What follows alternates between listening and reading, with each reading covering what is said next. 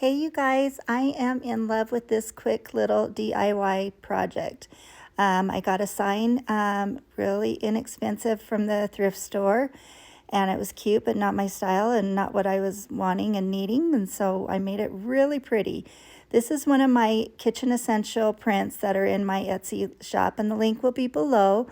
But this is the sign that I got, I think, just for $1. And so I'm just going to sand most of that off. I don't have to get it all off, but I didn't want the words showing through my print.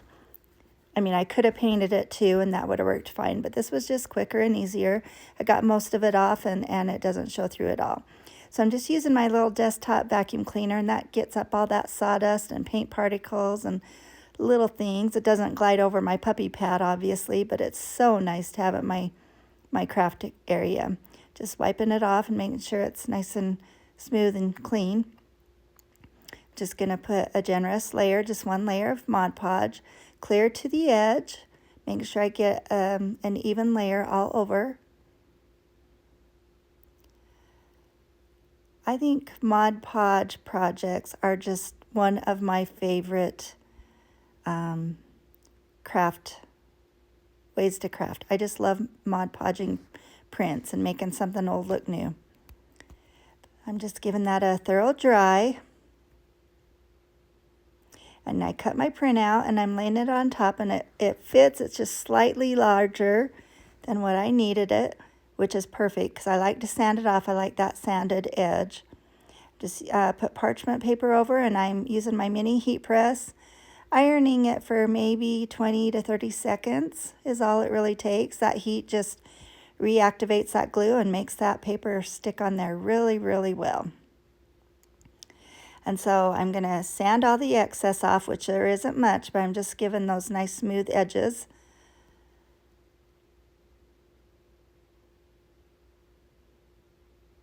And some it just barely went to the edge or just barely hung over, and so it kind of sticks, and so I just kind of keep sanding sideways a little bit, and it gets it all off. Any excess glue or the paper. Use my little vacuum again. Love this thing. Okay, so it's cute already, but we are going to make it look even better. So I'm going to distress all the edges with my Tim Holtz Distress ink, and I really focus on the corners especially. I just really go over the corners, have it come down in the corners a little bit. And if it looks too heavy, I just kind of use my fingertip to kind of blend it. But I always like doing the corners a lot more than the edges. I mean, I do all the edges, but really accentuate those corners a lot.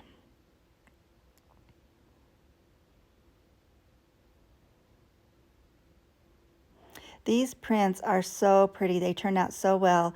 They have all kinds of baking essentials, crocks, wooden utensils, old utensils. Some have flour sifters and things like that.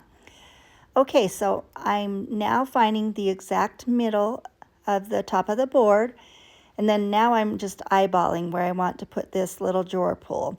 These are old drawer pulls we used to have in our kitchen, and I saved them, and even though it's all black and shiny, not the look I want, we can fix that.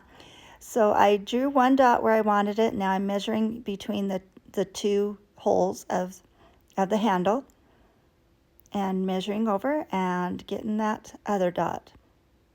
Now I have this little mini power drill, cordless. It's awesome. I'm so excited about this. I love having this. It's not as powerful as like my husband's power drill out in the garage, but I don't have to go out in the garage. I can just do it here at my craft station.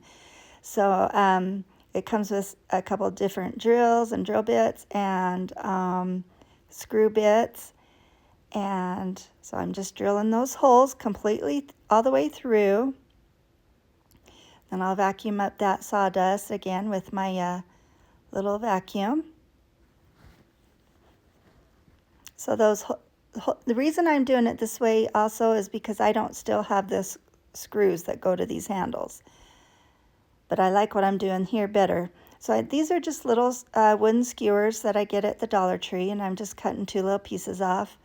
Probably about, I didn't measure, probably about 1.5 inches or so. And making sure they go down in those holes really well.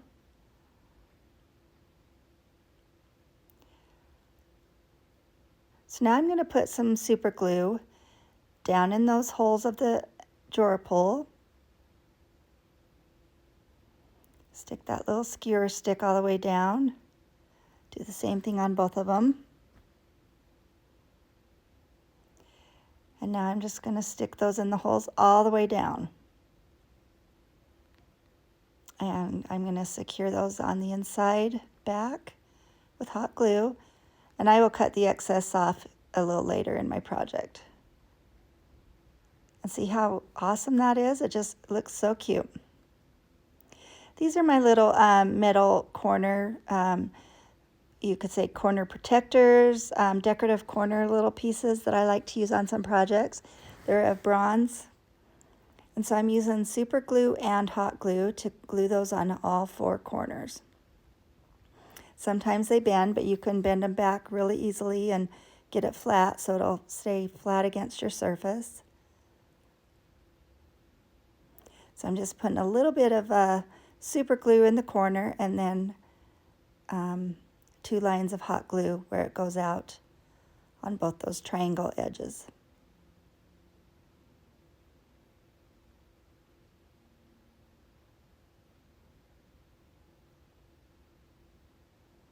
And I love the looks that these give it. It kind of dresses up your projects a little bit. Gives it a teeny bit of shimmer and catches the light.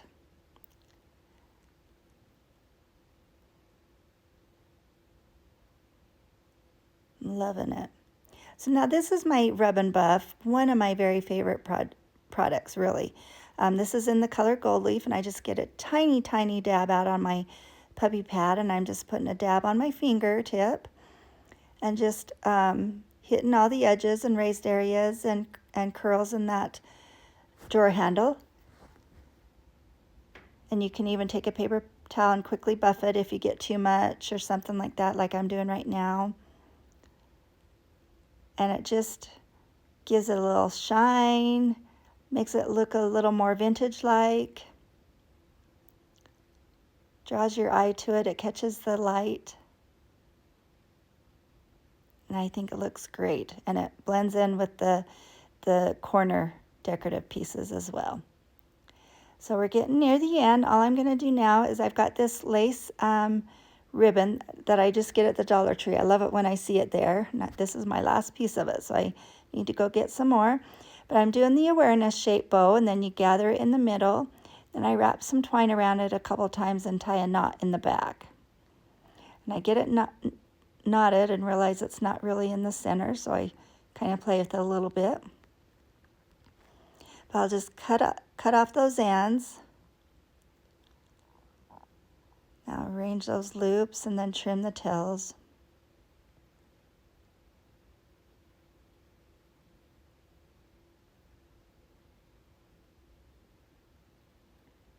Trying to see exactly where I want to sit my bow, and I'm going to glue that right to the left side of that handle.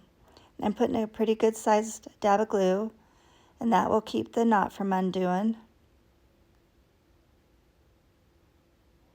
So cute. So these are I have tons of printable tags. I just printed these on craft cardstock. And these are from my Etsy shop. It's a huge, huge bundle, $795 to be exact. And there are all kinds of themes, seasons, holiday tags, everything you can think of. There's something for it. So I'm just using my corner rounder and rounding those corners, and I'm going to distress all those edges and corners really well. Then I'll punch a little hole in the one end. And I'll loop a little piece of twine in it. Then pull the ends through that loop, and then cut off the excess.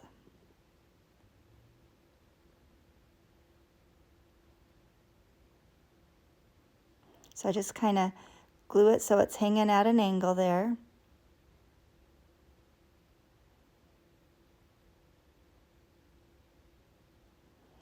And last thing I'm going to do, I'm going to put a button on. And this is it was a large lot of buttons, a 200 button pack I get on Amazon, but I've used quite a few. I'm looking for a good size that will work. Then I just keep needle and thread handy, and I'm just going down and back up, and I'm going to tie a teeny tiny bow on the top of that button. And so when I glue it on, it just looks finished to me. It looks like it was sewn on or tied on my project. Just kind of like to thread my buttons. Sometimes I don't, but most of the time I do.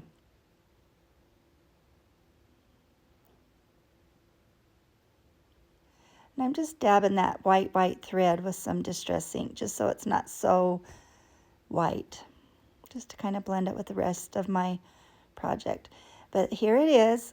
I am finished, and it's so cute. It was so super quick and easy, and now it's beautiful and a great shelf sitter. You can hang it on the wall, whatever you'd like. Thanks for watching. You have a whimsical day.